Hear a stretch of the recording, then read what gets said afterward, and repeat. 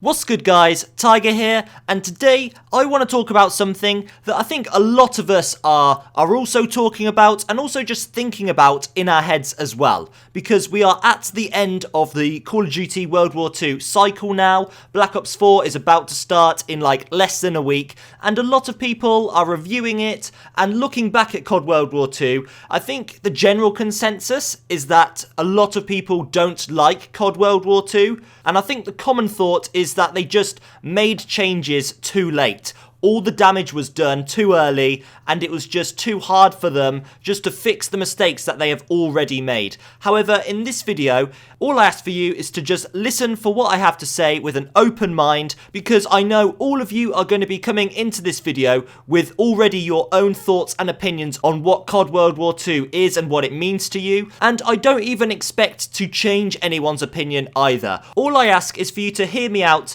and then we can have a discussion in the comment section, because that is what I like to do. I like to talk to you guys, and I'm sure you've got lots of thoughts on this topic. So whatever your opinion is on COD World War II, just comment down below your thoughts. Now, I don't want this video to be too long, so I'll try and get through the points as fast as possible. I do have quite a few points, but I'm going to try and not go too deep into all of them. So I apologise if I take too long or I don't explain enough on certain topics. There's just a lot to go through. Okay, so let's just turn ourselves back 11 months ago from when this game was just about to come out. Obviously, the current game was Infinite Warfare. This has to be the most hated Call of Duty before it came out. I think everyone was just sick and tired of advanced movement, and this was the most futuristic Call of Duty that they were going to make up until this point. And I think a lot of people were just sick and tired of it. No one was interested in going into space and doing all these futuristic things. So this game almost launched like dead on arrival. And I think that is why they made the Modern Warfare Remastered, because they were scared money-wise at what was going to happen to this game.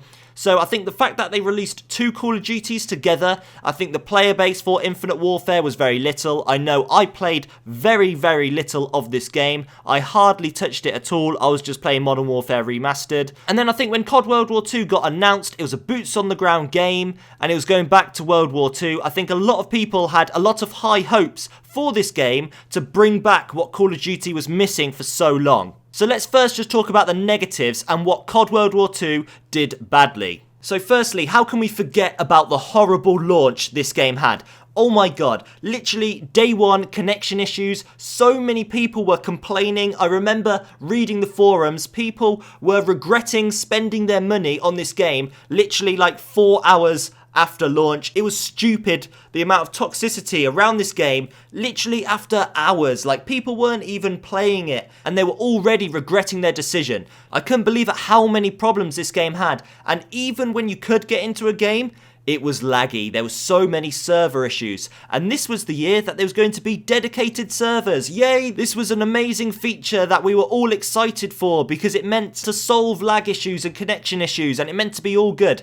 Oh no, it was shit. It was horrible. These dedicated servers did not work. There were so many problems, and there was also this problem with like the third party thing. So if you spawned into a game, you'll just be spectating someone, and guess what? I'm still having this fucking problem now. It's stupid. I cannot believe I'm having the same problems I had like 11 months ago. Like, what is going on? That's just so frustrating that I'm still having the same issue that I had when this game first launched. It's just mind-blowing that that's still a thing. Also, this game launched with 9 multiplayer maps. What the fuck is that? 9 multiplayer maps. That is the least that we have had ever in a Call of Duty. If we look back at all the other Call of Duties, I think the average is around about 13, 14 multiplayer maps at launch. 9 was a joke. But oh no, don't worry guys, we've got 3 war maps. Well, you can't just assume that we're all going to love war and it's going to be this amazing thing. I thought 3 war maps was nice for people who wanted to play war and try it out, but I think that's just a big risk to not make as many multiplayer maps just to create war maps. I mean, if they were going to create more free multiplayer maps, what they eventually kind of did with like Quarantine and Shipment, actually we did get Sandbox right at the end, so I guess that's 12, but still that is pathetic. Like, what is that? I really do not think that the war maps should have taken away from the multiplayer aspect, because I think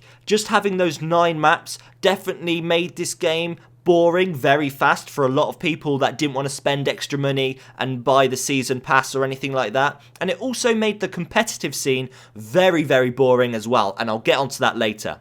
So next point is the headquarter problems. Yes, headquarters might have been a cool feature, something that we were all interested to try out, but there were so many problems. If I remember right, they shut the headquarters down for like a month or two. It was stupid, it was just dead. Nothing was in the headquarters for so long, you couldn't experience all these random players that they promised. They were making it out like it was going to be a really cool feature, and I think the concept for it was a cool feature. I think at one point very early on, I thought the headquarters was amazing, but then all these problems started to occur, and it was just like, what's the fucking point? If you can't support 40 or 60 players in one area, then what's the point of introducing it? This is something that they should have tested, and they should have known if it was going to work or not. And as the updates started to roll on where you didn't need to go into the headquarters in order to do anything, I just thought that kind of made everything a bit useless. I mean, I don't think I have gone into the headquarters in like the last 6 months. I've had no reason to. But I just think they really fucked up with the headquarters because it had so much potential as well.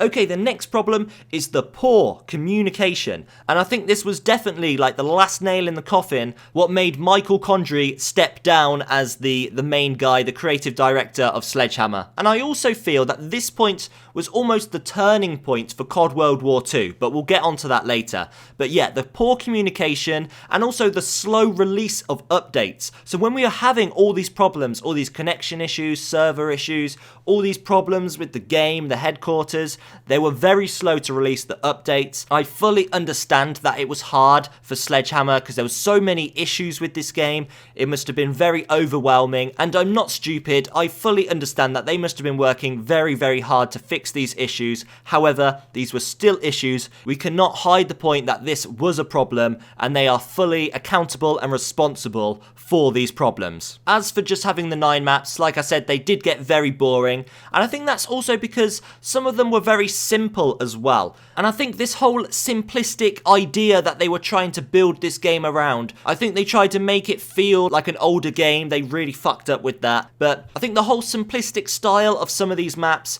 like Point de Hoc, what I thought was very simple and very lackluster of a map. I just think a lot of these maps just lacked some characteristics that made some of these amazing maps throughout Call of Duty's history so iconic. And another question as well, why the fuck did they bring back Karatan of all maps? Like, the last time we saw this map was Chinatown as the only DLC pack in Modern Warfare 1, what was Cod 4, and I think it was also in Cod 2 as well. However, don't hold me to that because I didn't play that game. But I played Chinatown, I played the old Karatan back in Cod 4 2007, and it was shit then. It was definitely the worst DLC maps out of the 4 that they had in Modern Warfare, and quite frankly, I think comparing this to Karatan and Winter Karatan, Chinatown was better in Modern Warfare than it was now, because that map is so boring and so slow paced because of the way that there's so many buildings to hide in. It just highlighted a lot of the problems with Cod Ww2 and the fact that it can be quite slow paced,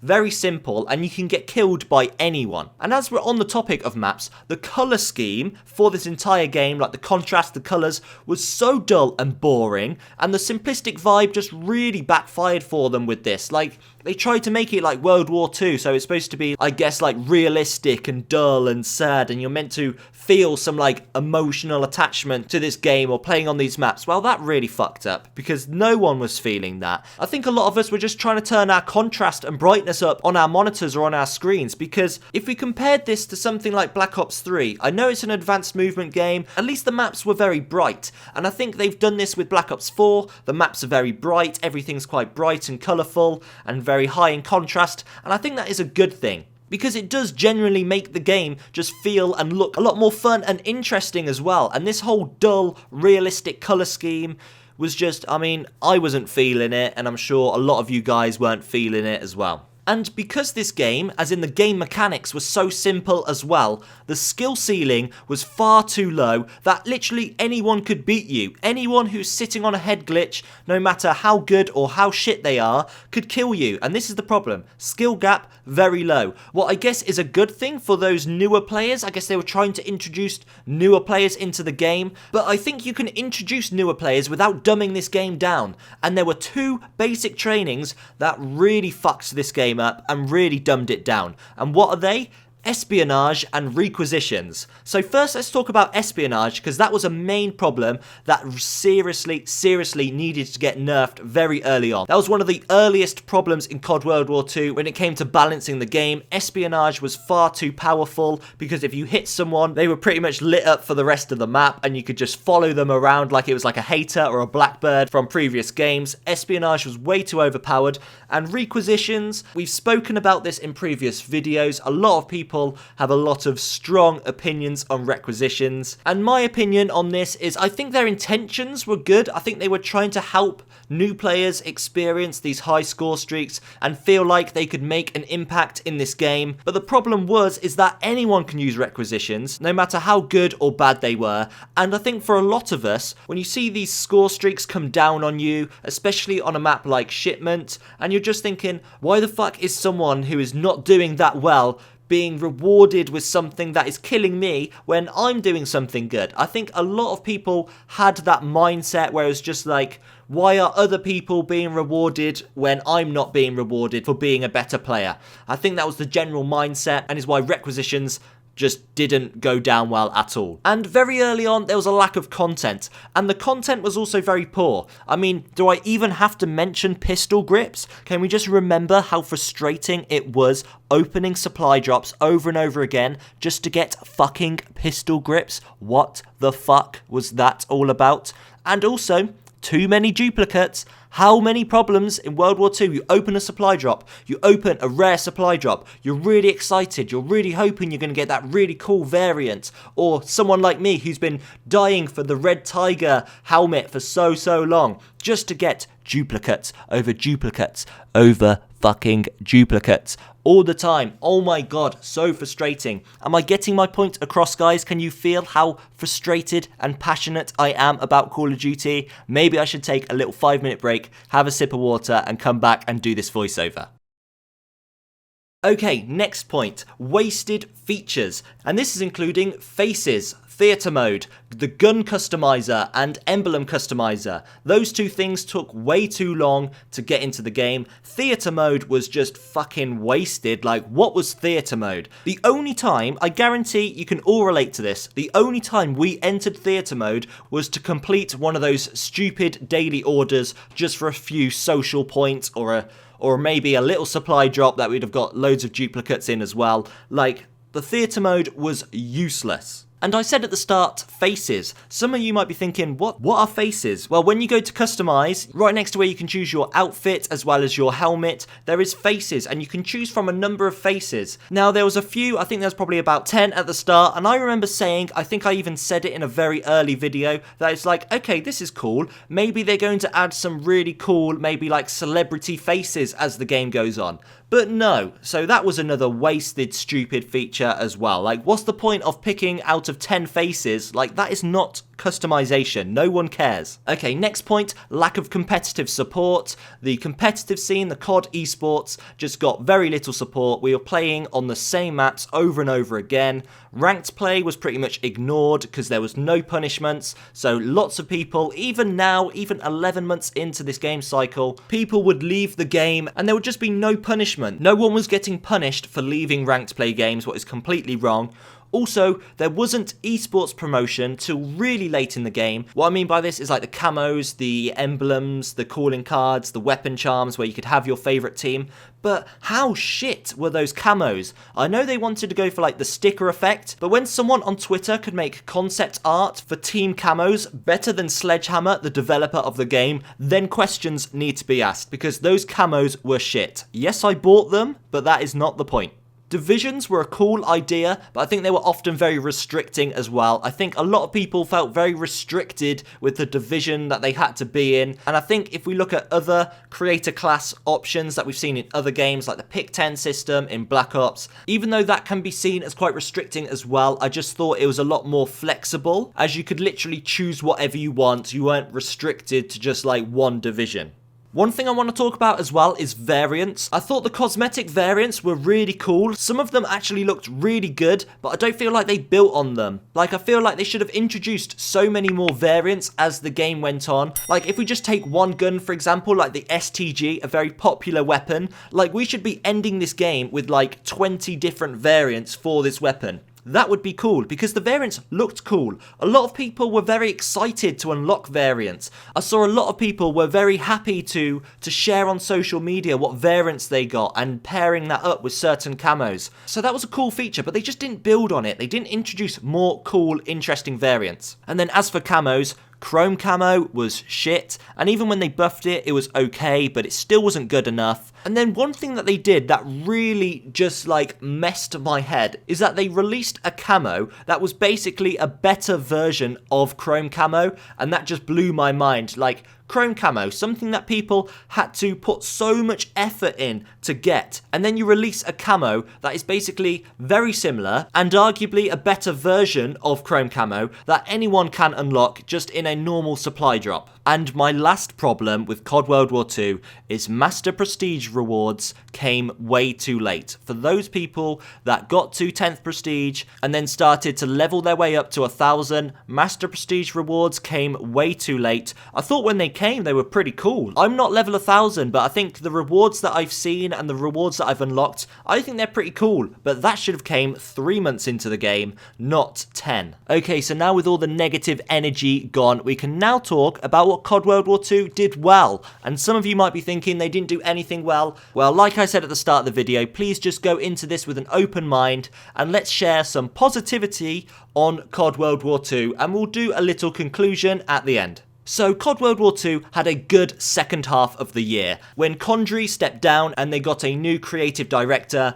I thought the game started to take a turn. I think the communication was a lot better, and I thought the content that they were releasing was not half bad, but it was nice to see all these things come into play. And I just think overall, Cod Ww2 just had a good second half. Headquarters was a good idea. War mode was a good idea. The World War II concept was also a good idea and nice to see. These three things, I don't think we can argue, were good ideas. They just weren't possibly executed well. And as for the second half of the year, and I can comfortably say that this second half of the year, this is the best communication of all titles so far, and also the frequent updates were really good as well. I know Treyarch have been supporting Black Ops 3 throughout the years as well, but I really do think that Sledgehammer did a really good job with their communication and their updates in the second half of the cycle. One thing I also liked, Cod Ww2 had a less of a focus on KD, as there were some games that didn't affect KD and your deaths were removed from certain game modes, like Gridiron, CTF, and of course the new War mode. War mode was a really good idea, what was really designed for those objective players. And I think War mode was really nice because they had like a storytelling element to the game as well, with multiplayer built in, as well as an objective focused mode. Even though I didn't play it so much, when I did play it, I did enjoy it, and I do think War mode was a very, very good idea. I don't think we're going to see it in Black Ops 4 because they haven't really mentioned anything like it yet, but I think if they did something similar to War mode, where we played a story of maybe each of the specialists and made that very similar to War mode, I think that'd be really cool. Like, you played through a scene of one of the specialist stories, so we could have all the specialists with all the different stories in the new War mode setting. I think that would be a really cool idea for Black Ops 4, but I don't think we're going to see that. And I think Cod Ww2 did have some good maps. I think St. Marie de Mont, Ardennes Forest, and London Docks, in my opinion, they are good maps. Those three maps were very good. I know it might sound a bit silly in defending this game. There were 3 good maps, but in my opinion, I think we should look back, because even though I couldn't play these 3 maps again for another year, I think in 12 months time or 24 months time, I think I'm going to look back at these 3 maps and think, actually, they were pretty good and I did enjoy playing them. Okay, my next point is I think the best thing that Cod Ww2 ever did, and this was events. I think events is the best idea ever, and this is something that Call of Duty have to do from now on. They cannot miss out on events. Treyarch have already announced that they are going to be doing something similar to events. They're going to have these constant updates. I really do feel like we need to have these themed events. We need to have something going on. We need to have a winter or a Christmas event and a summer event and all these other things, and maybe a competitive themed event when playoffs and champs comes around. and all these other events, I think that they need to do it. They need to have something in Black Ops 4, but I think this is something really cool. I thought the events in Cod Ww2 were really cool. I thought Winter Siege was a great idea. I thought Resistance was really nice, and I think the DLC maps in the Resistance DLC 1 pack weren't too bad either, and I thought they were good as well. Then Blitzkrieg was good, then they had the Halloween one. I do probably feel that the events probably got maybe like a little bit worse as they went on. Maybe they just like lost the originality, maybe they just kind of like lost the hype as the game went on, but I still think events is a cool idea. One thing I liked as well is they didn't have anything stupid, and what I mean by this is the perfect example is Black Ops 3, and that is with these silly dance emotes, these stupid melee weapons and certain camos and certain guns. I don't really like that. I know some of you might, but I think some of these melee weapons and the dances, they're fun, but maybe I'm just boring, but I kind of like and appreciated that Cod Ww2 didn't really do anything too stupid. Another thing I have to praise them on is the leopard camos, and this is something that once you've unlocked gold on a weapon, there were 2 other camos that you could unlock for getting double kills and triple kills, and those camos looked really cool as well. Also, Chrome Tiger was a great idea. I thought it looked really cool, and I think those leopard camos and Chrome Tiger is a really good idea and is something I want to see in Black Ops 4 as well. I'm not talking about those exact camos, I just mean doing challenges to unlock cool camos. Like, they will always have like a gold camo thing for doing headshots and certain things like that, but I want to see camos that are hard to achieve and really reward players for dedicating time to use these certain weapons and complete these certain challenges. Okay, so my last positive for Cod Ww2 is I really liked the lots of new interesting guns that they released throughout the course of the game. I think looking back at Cod Ww2, we've had lots of really good new weapons, lots of new DLC weapons that we could unlock, and there's been lots of really fun, cool weapons that we've had, lots of variety. Yes, there's still guns that have been really strong throughout the game, like the PPSH, but we've definitely had a lot of variety with lots of different weapons that we could use. Okay, so with all that said, we've got all the pros and all the cons. What is my opinion on this game? Before making this video, I thought this game was really good, but when I actually took the time to write down all of the problems with Cod Ww2, it really did make me doubt my initial decision on this game, as I think a lot of these problems I probably forgot about, but overall I think this game was okay. I definitely enjoyed it. This is the Call of Duty I have started my YouTube journey on, and I am very grateful for everything that has happened throughout this year. Cod Ww2 has given me the opportunity to create content on YouTube, and I've been fortunate enough to gain 4,000 subscribers up until this point, so I'm very grateful for the opportunity. I have definitely enjoyed playing Cod Ww2. I think it's only up until now where I'm starting to get a bit bored, but I could very easily sit down and play this game for like 2-3 hours straight. Especially on a live stream, I'd have no problem playing this game. And I think if we were to sit down and critique every other Call of Duty title, every COD has definitely had its problems, and I definitely think a lot of the balancing issues have been solved in Cod Ww2. I don't think there's anything that's like stupid broken. I know a lot of people will say the VMG and possibly the PPSH throughout the entire year, but in my personal opinion, I do think this game is fairly well balanced. All I can say is I've enjoyed playing it. It's definitely in my top 5 favourite Call of Duties, maybe even top 3 if I really had to think about it, because I definitely have put a lot of time into this game. But I think if we look at the Cod Ww2 that we're playing now and compare it to what we first had at the very start of the year, I definitely think that they are 2 very different games, and I think a lot of people have built their opinion based on what they experienced in the first 3 months, when in actual fact, I think if we evaluated this game just on the last 3 months, this is a very, very good game in my opinion. But all I can say is I'm very happy now to take the Cod Ww2 disc out of my console, put it in its case, and just rest it down. RIP Cod Ww2. Let's get ready for Black Ops 4. Let's go, guys. Very hyped. 12th of October. If you enjoyed this video and you want to see more, consider subscribing, as I will be making lots of Call of Duty content on Black Ops 4 when this game comes out. But that is all from me. Take care, and I will see you in the next video.